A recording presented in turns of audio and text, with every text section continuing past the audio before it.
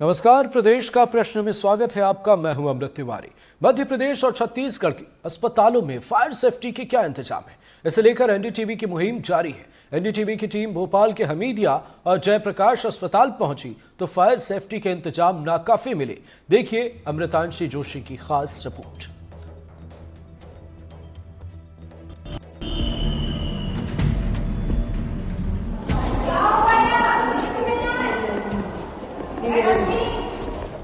भोपाल में हमीदिया अस्पताल के गार्ड चौकस थे। काश 3 साल पहले अस्पताल प्रबंधन भी इतना ही चौकस होता तो सरकारी रिकॉर्ड में 4 बच्चों की जान बच जाती, जो अस्पताल में लगी आग में जिंदा जल गए। वैसे उस वक्त वार्ड में 40 बच्चे थे। जांच में पता चला था कि कमला नेहरू हॉस्पिटल में 15 साल से फायर एनओसी ही नहीं ली गई थी। एनडीटीवी की टीम कमला नेहरू अस्पताल पहुंची। गाड़ी से उतरते ही देखा कि चप्पे चप्पे पर सुरक्षा कर्मी तैनात है, जिनकी सब पर नजर है। जैसे ही अंदर दाखिल होते हैं तो गार्ड पूछताछ करता है। पूछने पर 2nd फ्लोर पर जाने को कह देता है। हम भी लिफ्ट से 3रे फ्लोर पर जाने लगे, जहां 3 साल पहले आग लगी थी। 3रे फ्लोर तक लिफ्ट पहुंचती जरूर है, लेकिन नीचे आने के लिए सभी लिफ्ट बंद है। ज्यादातर लिफ्ट इस अस्पताल में बंद ही रहती है। कमला नेहरू का 3रा फ्लोर और वार्ड अब बंद हो चुका है। 3 साल पहले जहां चीख पुकार मची थी,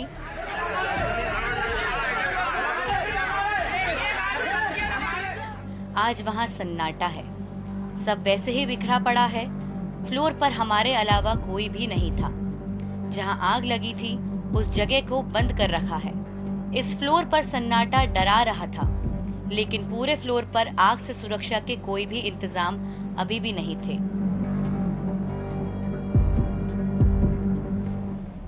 लिफ्ट बंद होने की वजह से हमने पैदल ही पड़ताल करने की सोची। चलते हुए हम 3रे फ्लोर से 2रे फ्लोर पर आए, जहां आते हुए पूरे फ्लोर पर कहीं भी फायर एक्सटिंग्विशर नहीं दिखे। एक जगह फायर हाइड्रेंट जरूर दिखा, लेकिन उस पर भी ताला लगा हुआ था और वो धूल खा रहा था। इतनी बड़ी घटना के बावजूद भी अभी तक अस्पताल में फायर स्प्रिंकलर सिस्टम तक नहीं है। धुआं निकलने के लिए जगह नहीं है। खिड़कियों को प्लास्टिक शीट से कील लगाकर ढका गया है। आसानी से निकलना मुश्किल है। अस्पताल में चलते हुए हमें वहां मौजूद महिला गार्ड ने रोका और पूछताछ करने लगी।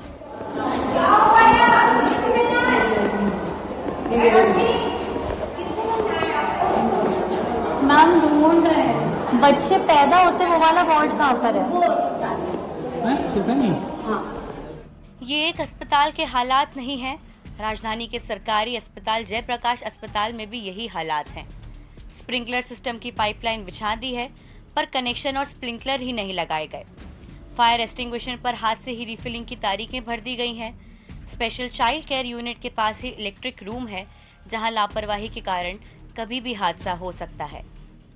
ये पाइपलाइन आप देखिए, आपने शायद ऐसी पाइपलाइन कभी नहीं देखी होगी जो पानी डालकर आग को बुझा सके, क्योंकि इनमें स्प्रिंकलर्स ही नहीं हैं। अक्सर ये जो पाइप्स आप निकले देख रहे हैं, यहाँ पर जो आप छोटे छोटे ये नॉब्स देख रहे हैं, इनमें स्प्रिंकलर जो है वो लगाए जाते हैं, जो कि अलग अलग जगह पर पानी का छिड़काव करते हैं। लेकिन इन स्प्रिंकलर्स को अभी तक इंस्टॉल नहीं किया गया है। आप देखेंगे कि ये लगे तो हुए हैं, लेकिन इनमें पानी आता है या नहीं ये किसी को भी नहीं पता है। ये जो अस्पताल का ये वाला हिस्सा है, यहाँ पर स्प्रिंकलर्स है ही नहीं, यहाँ पर कोई सिस्टम नहीं है। आपको दूर दूर तक यहाँ पर कोई फायर एक्सटिंग्विशर नजर भी नहीं आएगा। और अस्पताल क्योंकि ऐसी जगह है जहाँ पर कदम कदम पर फायर एक्सटिंग्विशर्स होने चाहिए, लेकिन ना तो ये स्प्रिंकलर्स अभी चल रहे हैं, सिर्फ पाइपलाइन को इंस्टॉल करके छोड़ दिया है। और अगर कोई गलती से भी यहाँ पर फायर अलार्म बजाता भी है या फिर दबाता भी है, तो उसकी मदद कितनी हो पाएगी ये तो किसी को भी नहीं पता है। जैसे आप देखेंगे कि यहाँ पर आईसीयू है, जस्ट यहाँ पर पीछे आईसीयू है और सामने ही ये इलेक्ट्रिक रूम बनाया गया है, जो कि इलेक्ट्रिक रूम जो है वो बच्चों के वार्ड के इतने ज़्यादा पास है, जो कि बताता है कि जो निर्देश एक जारी किए गए हैं कि इलेक्ट्रिक लोड को भी खास तौर से यहाँ पर ज़रूरी रखकर देखना होगा कि किस तरह के हालात हैं। झांसी मेडिकल कॉलेज में शुक्रवार को हुई आगजनी की घटना के बाद सीएमएचओ ने राजधानी के अस्पतालों में आगजनी की घटना से निपटने के लिए गाइडलाइन जारी की है। इसमें अस्पतालों में फायर सिस्टम और फायर एक्सटिंग्विशर चालू हालत में हो, फायर एक्सटिंग्विशर की रिफिलिंग समय पर हो। लेकिन सरकारी अस्पतालों में तमाम घटनाओं के बाद भी लापरवाही का आलम है और मध्य प्रदेश को अभी भी उसके फायर सेफ्टी एक्ट का इंतजार है। भोपाल से कैमरा पर्सन रिजवान खान के साथ अमृतांशी जोशी की रिपोर्ट। ये रिपोर्ट नहीं, ये हकीकत है। हमारे साथ एक खास पैनल भी जुड़ा हुआ है, सबसे आपका परिचय कराते हैं और फिर इन तमाम मुद्दों पर करेंगे चर्चा। हमारे साथ प्रभाकर तिवारी जुड़ गए हैं, सीएमएचओ भोपाल। बहुत बहुत स्वागत है आपका। हर्ष जैन, प्रवक्ता कांग्रेस, डॉक्टर वाणी अहलुवालिया, प्रवक्ता भारतीय जनता पार्टी हमारे साथ हैं। एक बड़ा सवाल तिवारी जी, दावे बड़े बड़े पर हकीकत हैरान करती है। ऐसा लग रहा है जब जैसे सारी चीजें अनसिविलाइज तरीके से है। देखिए, एक बहुत सिंपल सी चीज है कि नागरिकों की सुरक्षा, रोगियों की सुरक्षा सरकार का प्राथमिक दायित्व है और उसके लिए लगातार प्रयास होते जा रहे हैं। आप देखें, अगर प्राथमिक स्तर से देखें, अब जो नई बिल्डिंग दिख रही है वो from day one fire safety system से लैस है और उनमें जितने भी फायर सेफ्टी सिस्टम्स के लिए आवश्यकताएं, मूलभूत आवश्यकताएं, वो सारी हैं। जो पुरानी बिल्डिंग्स हैं उनको रिट्रोफिटिंग के जरिए फायर प्रूफ बनाया जा रहा है, जिससे कि अगर कभी ऐसी दुर्घटना हो तो ये किया जा सके। इसके साथ ही साथ अगर देखें तो जो सबसे बड़ी जिम्मेवारी है वो किसी भी, चाहे वो सरकारी अस्पताल हो चाहे प्राइवेट अस्पताल हो, तो उसके जो सुपरिटेंडेंट हैं या जो उसके संस्था प्रमुख हैं उनकी होती है, क्योंकि सरकार केंद्रीय स्तर से एक एक जगह जाकर देखे ये प्रैक्टिकल नहीं लगता। और सरकार सभी सरकारी संस्थाओं को पर्याप्त मात्रा में टेक्निकल सहयोग और साथ में फंड उपलब्ध कराती है जिससे किए जा सके। इसके साथ ही साथ अगर आप देखें तो कायाकल्प या इसके साथ में जो क्वालिटी सर्विसेज हैं उसका एक मैंडेट है कि हर एक जगह पर फायर सेफ्टी सिस्टम मौजूद होना चाहिए, अन्यथा उसको उसमें नहीं लिया जाएगा। तो न केवल रोगियों की सेफ्टी के लिए बल्कि स्वयं स्टाफ की सेफ्टी के लिए बहुत जरूरी है कि खुद जो वहां का स्टाफ है वो जागरूक रहे और जो अभी चीजें जैसे आपकी इसी फिल्म में दिखाई गई, जैसे कि जो रिफिल होना चाहिए फायर एक्सटिंग्विशर का, वो रिफिल टाइमली होना बहुत जरूरी है और इसके लिए लगातार निर्देश जारी किए जाते रहे। साथ ही वहां से अगर कोई ऐसी दुर्घटना होती है तो जो गेट है, इमरजेंसी गेट है, वो ऑब्लिटरेटेड नहीं हो। कई बार क्या होता है, ये देखा जाता है कि गेट तो बना हुआ है पर उसके सामने कोई टेबल या कोई ऐसी चीज लग गई है, रख दी गई है कि वो इमरजेंसी में यूज ना हो सके। इसके साथ साथ आप देखते हैं कि जैसे जैसे अस्पताल बड़े होते जाते हैं वैसे वैसे उनका इलेक्ट्रिकल लोड बढ़ता जाता है, नई नई मशीनें चल जाती हैं। इसीलिए हमने जो गाइडलाइन जारी की है उसमें यह भी एसेंशियल किया है कि किसी भी हालत में जो सैंक्शन लोड है उससे अधिक लोड ना डाला जाए और कहीं पर भी लूज वायरिंग ना छोड़ी जाए जहां पर क्या कहते हैं स्पार्क होने के जरिए या किसी भी तरह से आग लग सके। दूसरा एक बहुत इंपॉर्टेंट चीज है जो कर्मचारियों को खुद जो वहां काम कर रहे हैं उनके लिए बहुत जरूरी है, क्योंकि बहुत सारी ऐसी चीजें रहती है जो इन्फ्लेमेबल रहती है। जैसे अगर हम देखें अस्पतालों में स्पिरिट का यूज होता है, सैनिटाइजर का यूज होता है, ऑक्सीजन पल पल पर हर जगह पर रहती है। बहुत जरूरी है कि इनके उपयोग में बहुत अधिक सावधानी बरती जाए, क्योंकि ये हाईली इन्फ्लेमेबल होते हैं और अगर छोटी सी भी एक स्पार्क या एक इस तरह का कुछ भी होता है तो उसके कारण ये आग पकड़ सकते हैं। तो बेसिकली अगर आप देखेंगे तो मैक्सिमम जितने भी केसेस हुए हैं उसमें कोई ना कोई ऐसा कर्मचारी, या अगर कर्मचारी ना हो तो रोगी या उसके परिजन इन्वॉल्व रहे जो उनकी छोटी सी एक गलती ने एक बड़े कांड का रूप धारण ले लिया। तो लगातार सरकार अपने लेवल पर जो प्राइमरी है वो भी जारी करती है और साथ में ये भी करती है।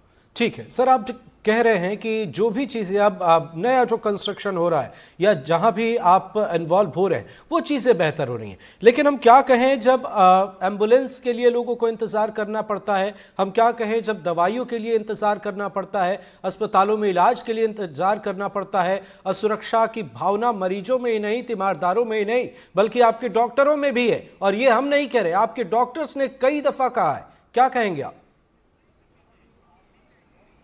देखिए, हर एक व्यक्ति को अपनी बात रखने का पूरा अधिकार है और अगर आप देखें आखिर हमारा जो सिस्टम है, चाहे जी। हमारा कोई भी अस्पताल हो, चाहे वो सरकारी अस्पताल हो या प्राइवेट अस्पताल हो, अगर फंड डिसबर्सल ऐसा हो गया है कि उस संस्था को ही पैसा मिल रहा है, उस संस्था के ऊपर ये जिम्मेवारी की गई है, तो काम न करके अगर हम सरकार को कोसने लगे, अगर आप देखें तो आजकल जो फंड आते हैं, जो अनटाइड फंड आते हैं, वो चाहे वो पीएससी हो, चाहे सीएससी हो, चाहे सिविल हॉस्पिटल हो या डिस्ट्रिक्ट हॉस्पिटल हो, सीधे वहां का जो इंचार्ज रहता है उसको जारी कर दिए जाते हैं और उनके पास पर्याप्त मात्रा में फंड अवेलेबल रहता है इन सब छोटी छोटी चीज़ों को करवाने के लिए।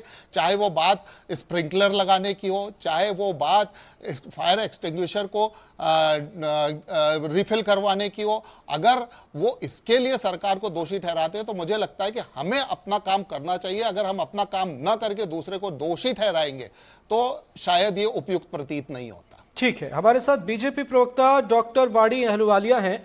वाणी जी, आप एक ऐसी पार्टी से ताल्लुक रखती हैं जो आम जनता के मुद्दों को लेकर सड़क से सदन तक जाने में माहिर है। क्या इस मामले में प्रभाकर तिवारी जी, सीएमएचओ साहब जो कह रहे हैं, आपको लगता है कि सारी चीजें वैसी हैं, सारी चीजें ठीक चल रही हैं, या फिर कोई सवाल आपको भी नजर आता है, कहीं आपको भी खामी नजर आती है? सबसे पहले तो मैं प्रभाकर जी, कांग्रेस प्रवक्ता, और आपको नमस्कार करूंगी और आपके दर्शकों को भी प्रणाम करती हूँ। देखिए, जो तिवारी जी ने अभी कहा है वो बिल्कुल सही है, क्योंकि हम सब एक प्रोटोकॉल के तहत काम करते हैं। जब हम रिफॉर्म्स लागू करते हैं तो उन रिफॉर्म्स का क्रियान्वयन भी एक प्रोटोकॉल के तहत होता है। जो सिविल विंग होती है इन सब संस्थाओं के निरीक्षण करने के लिए, इन सब जगह मेंटेनेंस करने के लिए, जैसे कि प्रोजेक्ट इम्प्लीमेंटेशन यूनिट जिसको हम कहते हैं, वो इलेक्ट्रिकल ऑडिट्स करते हैं नगर निगम के साथ। ये सब डिपार्टमेंट वाइज मॉक ड्रिल्स करते हैं। जैसे हमीदिया में अभी 26 नवंबर को मॉक ड्रिल निर्धारित है। तो ये जो प्रक्रिया है, इसके अंतर्गत हम निरंतर इम्प्रोवाइज करते हैं, इम्प्रूव करते हैं, करेक्ट करते हैं। और इसके साथ साथ जो केंद्रीय सरकार ने हमें एनएबीएच और ऐसे मापदंडों के जो एक दिया है, एक ढांचा बना के रखा है, जिसके तहत हॉस्पिटल्स बड़े हो या छोटे, कोई क्लिनिक्स हो, कोई लेबोरेटरीज हो, तो इन सब का निरीक्षण और इनका पंजीयन, ये दोनों व्यवस्थित रूप से संचालित होती हैं, जिसके तहत एक कार्य प्रणाली के तहत ये इंस्टीट्यूशंस को अपने कार्य निर्धारित करने होते हैं। फॉर एग्जाम्पल, अगर हम बात कर रहे हैं एक एनएबीएच अधिकृत अस्पताल की, तो हाल ही में हमीदिया अस्पताल, आपको भी जानकारी होनी चाहिए कि it is the number 1 accreditation hospital in India. 1820 नए जो पलंग हैं, उनको नंबर 1 का खिताब ऐसे ही नहीं मिल जाता है। कुछ आपको वहां काम करने पड़ते हैं, आपको वो मापदंडों का जो मुआयना होता है, you have to fulfil those criterias. तो इसके अंतर्गत सरकार भी इसके लिए बहुत संवेदनशील है। सरकार निरंतर अपने प्रयासों से ऐसे नियम कायदों के अनुसार चलने में प्रतिबद्ध है जिसमें जनता को फायदा हो, जिसमें जो स्टाफ है वहां उस इंस्टीट्यूट का, वो भी एक निश्चित तरीके से, एक प्रतिबद्ध तरीके से काम करे, कार्यरत रहे, और हम मिनिमाइज करें हमारे ऊपर जो नेग्लिजेंसी के आरोप लगते हैं। ठीक है, जब सारी चीजें ठीक है तो बड़ा सवाल खड़ा ये होता है कि आखिर ये मुश्किल क्यों, और इस मुश्किल के पीछे की वजह क्या है। और आए दिन, दूसरे तीसरे दिन हम कोई ना कोई एक तस्वीर लेकर आते हैं एनडीटीवी पर, जहां पर अस्पताल की लापरवाही या कहीं ना कहीं मरीज और तीमारदार परेशान नजर आते हैं। एक बड़ा सवाल है, लेकिन उससे पहले हर्ष जैन साहब हमारे साथ जुड़े हुए, कांग्रेस प्रवक्ता। हर्ष जी, यहां तो सब कुछ ठीक बताया जा रहा है, सीएमएचओ साहब कह रहे हैं सब ठीक है, वाणी जी बीजेपी से हैं, वो कह रही है कि सारी चीजें ठीक है, हर एक जिस तरीके से जो काम होना चाहिए उसी तरीके से हो रहा है, और खिताब पर खिताब मिले हुए हैं। जी, अमृत जी, सबसे पहले आप सबको नमस्कार। मैं आपको बहुत बधाई देना चाहूँगा कि आपने जो रिपोर्ट पेश करी हमीदिया हॉस्पिटल्स के बारे में, उससे आपने पूरी रियलिटी चेक कर दी और एक एक डिटेल में बारीकी बताई गई है कि कहाँ पे क्या क्या चीज़ अभी भी कम पाई गई है। अगर हम देखें तो 3 साल पहले फायर इंसिडेंट हमीदिया हॉस्पिटल में हुआ था। उसके बाद हर बार कुछ इंसिडेंट हो जाता है और बच्चों की मौत हो जाती है, उसके बाद मीडिया सवाल पूछती है तो सरकार का जवाब आता है हम फायर सेफ्टी नियम ला रहे हैं। वो थोड़े दिन में ठंडे बस्ते में चले जाता है और वापस से कोई नया इंसिडेंट हो जाता है। अभी हाल ही में झांसी में 11 निर्दोष बच्चों की, छोटे एक एक दो दो दिन के बच्चे थे, उनकी मौत हो जाती है। उनका क्या कसूर था? और झांसी के सीएम, हमारे यूपी के सीएम योगी जी चुनाव सभाएं ले रहे हैं, बटेंगे तो कटेंगे ऐसे बयान दे रहे हैं। आप अगर सीएम पद का दायित्व नहीं संभाल पा रहे हैं तो आपको छोड़ देना चाहिए सीएम पद। आप स्टार प्रचारक बन के पूरे पार्टी का प्रचार करें देश देश में। आप क्यों इतने इतनी भयावह स्थिति है। और मैं बीजेपी प्रवक्ता को बोलना चाहूंगा कि प्लीज, ये मेरा हाथ जोड़कर निवेदन है, इतनी बुरी भयावह स्थिति है, किसी के माँ बाप के ऊपर क्या गुजरी होगी, आप इसके ऊपर बिल्कुल भी राजनीति नहीं करें। अगर कहीं आपकी कमियां हैं तो आप उसको एक्सेप्ट करें। जी और सीएमएचओ साहब को भी बोलूंगा कि हर चीज जनता के ऊपर नहीं डालें। आप वहां के बिल्कुल एम्प्लॉयज के ऊपर बिल्कुल, नहीं हर चीज डालें। सिर्फ जो भोपाल ही फायर नहीं, सेफ्टी पूरे की प्रदेश की नॉर्म्स बात हो रही है, बताएं आप। प्रॉपर तरीके से इम्प्लीमेंट करा जाए। जी क्या सरकारी हॉस्पिटल में जो लोग जाते हैं वो लोग नहीं है? वो लोग नहीं, वो जानवर हैं क्या? आप क्यों प्राइवेट हॉस्पिटल्स में सारे चीजें फॉलो होती हैं और सरकारी हॉस्पिटल में कुछ फॉलो नहीं हो रहा? क्यों ऐसा हो रहा है? सरकारी हॉस्पिटल में आम जनता जाती है, निर्दोष बच्चों की मौत हुई है, इसके ऊपर प्लीज राजनीति नहीं करें। ठीक है, वाणी जी आ रहे हैं आपके पास, लेकिन उससे पहले हमारी सहयोगी अमृतांशी जोशी हमारे साथ जुड़ गई हैं। अमृतांशी, जरा बताएं सूबे में क्या है हेल्थ सिस्टम का हाल, अस्पतालों की स्थिति कैसी है, कहां पर क्या चीजें बेहतर और कहां खामियां नजर आती हैं? देखिए अमृत, जो मेरी रिपोर्ट थी उसमें हमने पूरी तरह से दिखाने की कोशिश की कि आखिर किस तरह के हालात सरकारी अस्पतालों में हैं। एक बात ये भी है कि जैसे झांसी में जो घटना हुई है उसके बाद तत्काल निर्देश जारी किए जाते हैं, बहुत अच्छी बात है। लेकिन यहाँ पर सिर्फ काम स्वास्थ्य विभाग तक का नहीं रह जाता है, इसमें काम फायर सेफ्टी डिपार्टमेंट का और अन्य विभागों का भी आता है कि जो चाहे अस्पताल हो, चाहे हम सिर्फ सरकारी अस्पतालों को इसमें गिनती में नहीं लेंगे क्योंकि सभी जगह मरीज होते हैं और सबकी जान की कीमत एक समान होती है। तो इसमें फायर सेफ्टी डिपार्टमेंट का भी एक बहुत बड़ा रोल होता है कि चाहे वो सरकारी हो, चाहे वो निजी अस्पताल हो, वो बड़े होटल्स हों या ऐसी कोई भी जगह हो जहाँ पर बड़ी संख्या में लोगों की गैदरिंग हो रही है, उन जगहों पर ज़रूर फायर एनओसीज चेक की जाएं, क्या कुछ पर्याप्त इंतज़ाम है वो चेक किए जाएं और इसके साथ ही साथ अग्निशमन सुरक्षा को लेकर कितने इंतजामात सभी जगह पर किए जा रहे हैं। हमने जो रिपोर्ट्स दिखाई उसमें भले ही हमने ये दिखाया कि किस तरह से जो है फायर स्प्रिंकलर सिस्टम अभी तक एक्टिव नहीं हुआ है। हमीदिया अस्पताल में अगर हम जाते हैं, कमला नेहरू तो छोड़िए, अगर पूरे बिल्डिंग को अगर आप देखेंगे तो वहाँ पर कोई भी ऐसा हम कह सकते हैं पुख्ता फायर सेफ्टी सिस्टम इतना बड़ा मौजूद नहीं है जिससे कि कुछ आसानी से वहाँ पर अग्निशमन हो सके। अभी हाल ही में कुछ दिन पहले भी हमीदिया में जो है एक छोटी सी आग लग गई थी क्योंकि शॉर्ट सर्किट्स और बिजली का जो लोड होता है वो किसी के कंट्रोल में नहीं होता है। कई बार ऐसा होता है कि जो भी जगहें रहती हैं, चाहे वो अस्पताल है या कोई और, उन्होंने मान लीजिए 100 यूनिट बिजली का लोड की परमिशन ली है, लेकिन वहाँ पर इस्तेमाल हो रहा है 150 यूनिट, 200 यूनिट। तो ये जो ज़्यादा जैसे बिजली की खपत बढ़ती जाती है, कई जगह पर तार भी खुले पड़े रहते हैं, ऐसे में ये जो है शॉर्ट सर्किट और अन्य जो है हम कह सकते हैं घटनाओं को अंजाम दे देता है।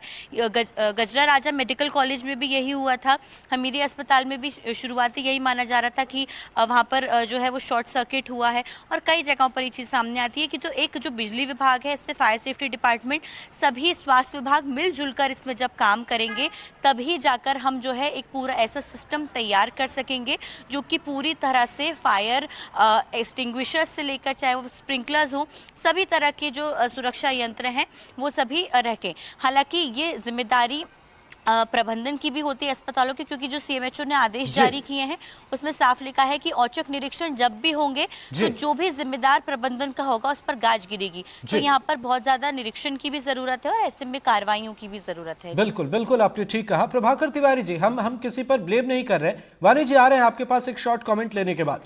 प्रभाकर जी, हम किसी पर ब्लेम नहीं कर रहे हैं, ना ही हम ये चाहते हैं, लेकिन एक बड़ा सवाल है कि हम हादसों से सबक लेना जानते हैं, बखूबी जानते हैं सर। इन तमाम हादसों के बाद, इन तमाम तस्वीरों के बाद ठीक करने को लेकर क्या कुछ चीजें की जा रही हैं, क्या है प्लान और किसी मुश्किल के लिए हम कितने तैयार हैं? देखिए, आपकी बात बिल्कुल सही है और सबसे बड़ी बात हादसों से सबक लेना नहीं बल्कि हादसों को प्रिवेंट करना। आजकल जो लेटेस्ट है, हम लोग यही चाहते हैं कि कोई भी हादसा ना हो और इसीलिए जैसा अभी बताया कि इलेक्ट्रिकल सेफ्टी डिपार्टमेंट, नगर निगम और हेल्थ डिपार्टमेंट तीनों मिलकर जितने गवर्नमेंट हॉस्पिटल्स का उनका ऑडिट कर रहे हैं और ऑडिट के बाद जो सुधारात्मक सुझाव उनके द्वारा दिए जा रहे हैं उसको स्वास्थ्य विभाग पूरा कर रहा है। और रही बात प्राइवेट हॉस्पिटल्स की, प्राइवेट हॉस्पिटल को तब तक चलाने की अनुमति ही नहीं दी जा रही है जब तक उनके पास फायर एनओसी ना हो। अगर उनके पास फायर एनओसी नहीं होगी तो कोई भी ऐसा अस्पताल चलाने नहीं दिया जाएगा। जी सर, एक शॉर्ट कमेंट, क्या कोई ऐसा मामला भी है जो फंडिंग की वजह से रुका हुआ है या जहां पर स्वास्थ्य विभाग को सरकार से मदद चाहिए और आप इंतजार कर रहे हैं? शॉर्ट में प्लीज। देखिए, ये तो लगातार एक चलती हुई प्रक्रिया है। जो प्रपोजल हैं वो अलग अलग अस्पताल भेजते जाते हैं और केस बाय केस वो होते चले जा रहे हैं। कोई ऐसा बड़ा प्रस्ताव जिसमें बड़ी संख्या में या बड़ा फंड की जरूरत हो, ऐसा तो अभी पेंडिंग में नहीं है। ठीक है, सारी चीजें ठीक है। मतलब इसे ठीक करने का एक जो है उसकी एक कोशिश भी की जा रही है। वानी जी तब से कुछ कहना चाह रही है। वानी जी, कांग्रेस ने कई सवाल भी उठाए। जी, हर्ष जैन जी जो अभी कह रहे थे उसे राजनीति कहते हैं। जो तिवारी जी बोल रहे थे, जो मैंने कहा है, उसे राजनीति नहीं करते कहते हैं हर्ष जी। राजनीति वो होती है जिसमें आप जैसे नेता आके खुले मंच पर इस प्रकार के हल्के बयान देते हैं। क्योंकि अगर हम टेक्निकल इश्यूज को समझें तो कोई भी स्वास्थ्य की संस्था जब तक उसे सारे सर्टिफिकेट्स प्राप्त नहीं होते, और मैं बहुत गंभीरता से ये बोल रही हूं, जब तक उसे फायर सेफ्टी, इलेक्ट्रिकल सेफ्टी, इन सब की ऑडिट्स नहीं होती, जब तक उसके सारे डिपार्टमेंट्स का ऑडिट नहीं होता, तब तक NABH एक्रेडिटेशन नहीं प्राप्त होती। और जब तक NABH वो एनेबल्ड ना हो तब तक वो दूसरे स्वास्थ्य की जो बड़ी सेवाएं हैं जैसे आयुष्मान है, CGHS है, ECHS है, उनमें लोगों को सेवा देने के लिए रेडी नहीं होता। ठीक है वानी जी, सॉरी मैं आपको इंटरप्ट कर रहा हूं, लेकिन प्राइवेट अस्पतालों और सरकारी अस्पतालों में जमीन आसमान का एक फासला नजर आता है। और यहां पर हर्ष जी ने जो कहा है, ठीक है, सियासत अपनी जगह नहीं होनी चाहिए, लेकिन उसमें क्या अलग है? ये तो हिंदुस्तान की सियासत की परंपरा रही है ना। पहले जब कुछ मुश्किल जैसे हालात नजर आते थे तो मंत्री इस्तीफा दे देते थे। तो इसमें विपक्ष अगर सवाल खड़े कर रहा है तो इसमें मुश्किल क्या है? नहीं, देखिए, एक बहुत बड़ा फासला हमने पूरा किया है। कुछ वर्ष पहले एक साधारण सा बाईपास कराने के लिए मरीज अपने सांसद, लगभग 20-25 साल पहले, अपने सांसद या जो भी जनप्रतिनिधि था उस क्षेत्र का, उसके हाथ पैर जोड़ के चिट्ठी लिखवा के रेफरल बनवाता था। आज प्रधानमंत्री की दूरदृष्टि ने हर भौगोलिक क्षेत्र में आयुष्मान कार्ड का जो डंका है, उसके तहत हर गरीब किसान, हर लाभार्थी को इतनी सुविधाएं मुहैया कराई हैं जो आज हम हर बड़े अस्पताल, हर छोटे अस्पताल में सरकारी सेवाओं के द्वारा देख रहे हैं। जबलपुर में हूं मैं, और जबलपुर में मैं आपको गर्व के साथ कहती हूं कि सुपर स्पेशलिटी यूनिट जो यहाँ के मेडिकल कॉलेज का है, वहां पर बाईपास का ऑपरेशन बहुत अच्छी सुविधाओं के साथ। बिल्कुल ठीक है वानी जी, आप सारी चीजें सही कह रही हैं। CMHO साहब भी सब कुछ सही कह रहे हैं, लेकिन इसी प्रदेश में कुछ दिन पहले कुछ लोगों के अंधे होने की तस्वीर नजर आई। इसी प्रदेश में हम हर 4 दिन 6 दिन पर अस्पताल की तरफ से एम्बुलेंस सुविधा न मिलने की तस्वीर दिखाते हैं। हम इसी प्रदेश की वो तस्वीरें दिखाते हैं जहां लोगों को बेहतर इलाज नहीं मिल पाता, अव्यवस्थाओं का आलम छाया हुआ है, लोग परेशान हैं, तीमारदार परेशान है। यही की तस्वीरें हैं ना, हम किसी और राज्य की खबर तो दिखाते नहीं है। हर्ष जी कुछ कहना चाहते हैं, आ रहे वानी जी आपके पास। हर्ष जी प्लीज। अगर मेरा सवाल पूछना सरकार से इनको खराब लगता है तो मैं तो आपकी रिपोर्ट के ऊपर ही सवाल पूछ रहा हूँ। आपने अभी रिपोर्ट दिखाई थी, हमीदिया हॉस्पिटल में बेसिक सिस्टम, फायर स्प्रिंकलर जैसी चीजें भी एक्टिव नहीं है। उसके बाद इलेक्ट्रिक रूम मैटरनिटी की वार्ड के पास में लगा हुआ है। 3 साल पहले हमीदिया हॉस्पिटल में इतना बड़ा इंसिडेंट हुआ जी, ये मुद्दा से भटकाते हैं। इनसे हमीदिया हॉस्पिटल की बात करें तो आयुष्मान कार्ड पे पहुंच जाते हैं। जी। ये 20 साल पहले क्या होता था उस पे चले जाते हैं। आप ये बताएं, हमीदिया हॉस्पिटल जो कि सरकारी हॉस्पिटल है, वहां पे जाने वाले लोग इस प्रदेश के नागरिक नहीं है क्या? क्या उनको आप अनदेखा करेंगे? आप सरकारी हॉस्पिटल के बारे में बोले, आप क्यों ठीक है, प्राइवेट ठीक है हॉस्पिटल हर्ष के जी, बारे हर्ष में जी, बोल रही वक्त है? कम, एक प्राइवेट शॉर्ट हॉस्पिटल कमेंट ले लेते हैं वानी जी से। वानी जी। देखिए, हमीदिया हॉस्पिटल की नई सरकार विंग का अब योगदान नहीं है अब उसमें। अब संचालन किया जा रहा है। हमीदिया हॉस्पिटल की पुरानी विंग बंद है। नई विंग में 1820 बेड्स पर एनएबीएच की जो इनको प्राप्त हुआ है ऑथराइजेशन, वहां पर स्प्रिंकलर्स भी है, स्मोक डिटेक्टर्स भी है और अभी तमाम इस सारी रिपोर्ट में ये हमने सुविधाएं देखा ना हैं। स्प्रिंकलर्स है ना स्मोक आप डिटेक्टर्स है, संवाददाता से प्लस पूछिए मैटरनिटी कि वार्ड उन्होंने जो इलेक्ट्रिक रूम क्लिप के दिखाया बाजू है में वो बना नए हुआ है। हॉस्पिटल का क्या है ये कि रिपोर्ट गलत पुराने है आपके हॉस्पिटल हिसाब का। से? मेरा एक सवाल है, बीजेपी का कोई आदमी हमीदिया हॉस्पिटल में भर्ती होगा? ठीक है, ठीक है, ठीक खुद है तो हर्ष बड़े जी, बड़े, ठीक है वानी आपको जी, कुछ ठीक है। एक कराना एक होता तो एक बड़े एक बड़े शॉर्ट प्राइवेट कमेंट ले हॉस्पिटलों में लेते हैं, जाते वक्त हैं, कम है। एयर प्रभाकर जी, एम्बुलेंस लेके जो दिल्ली जो जाते स्थिति हैं। है उसे बेहतर करने के लिए क्या कुछ चीजें की जा रही हैं, क्या उम्मीद करें सर? मैं सिर्फ 2 लाइन आपको कहना चाहूँगा। स्थिति को बेहतर करने के लिए हम लगातार प्रयासरत हैं, क्योंकि हर एक सिस्टम में सुधार की हमेशा गुंजाइश रहती है। नंबर एक। दूसरा, ये मैं आपने जो अभी कहा उस पर ज़रूर एक कमेंट करना चाहूँगा कि कई बार ऐसा हमने देखा गया है कि पॉजिटिव चीज़ें उतनी हाईलाइट नहीं हो पाती जितनी नेगेटिव हो जाती हैं। तो मैं यही चाहूँगा कि आप लोग जिस तरह नेगेटिव को हाईलाइट करते हैं, निश्चित तौर पर जो हम लोग बिल्कुल positive सर, हम चीज़ें करते हैं, पॉजिटिव को उनको भी भी हाईलाइट करते हैं, पॉजिटिव पर तालियां बजती हैं, फूल बरसाए जाते हैं, लेकिन नेगेटिव पर किसी की जान चली जाती है। इसलिए मुझे लगता है कि ये ज्यादा खास हो जाता है सर। अब बुरा मत मानिएगा, लेकिन तस्वीरें ऐसी ही हैं और बड़ी विडंबना है कि हमें वैसी तस्वीरें दिखानी पड़ती है। चाहता कोई नहीं है, लेकिन मुश्किल भरे हालात होते हैं। हम भी सोचते हैं खबर लिखने से पहले, बताने से पहले, और हमें भी दुख होता है। तो उम्मीद करते हैं सारी चीजें बहुत बेहतर हो, आप जैसा बता रहे हैं। बहुत बहुत शुक्रिया हमारे साथ जुड़ने के लिए। प्रभाकर तिवारी जी आपका, हर्ष जैन जी आपका, डॉक्टर वाणी अहलुवालिया जी आपका, और अमृतांश जोशी भोपाल से हमारी सहयोगी जुड़ी, आपने एक खास रिपोर्ट भेजी। आप सभी का बहुत बहुत शुक्रिया हमारे इस खास कार्यक्रम में। फिलहाल इतना ही। उम्मीद करते हैं सारी चीजें और बेहतर हो। नमस्कार।